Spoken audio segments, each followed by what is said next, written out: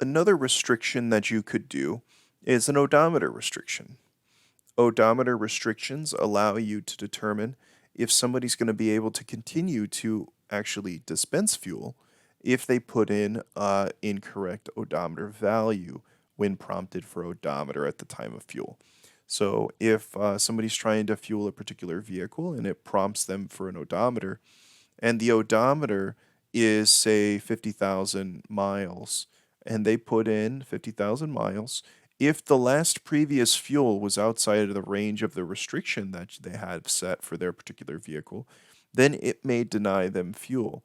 It may also allow to let the driver fuel, but it may also label that transaction rather as a bad odometer entry.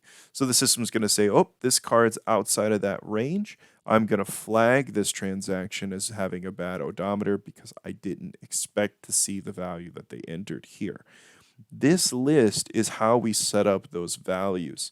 So, for example, if you wanted somebody to only be able to go 100 miles between fuelings, then we could use this code 1 restriction. So they can go 0 miles or they can go upwards to 100 miles, but this is going to check on the last odometer value that they had in the system. So if their odometer value was, say, 1,000 last fueling, if they fuel anything above 1,100 miles in that prompt, then it will restrict this.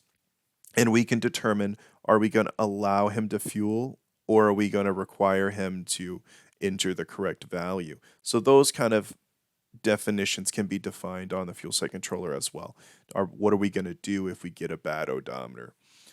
Here we can also set up higher tier restrictions. So if you have somebody that's got a larger tank and they can fuel upwards to 1,000 miles, then you could say, 0 to 1,000, or you can have a lower limit of they need to fuel at least so many miles between fuelings. You could do that as well.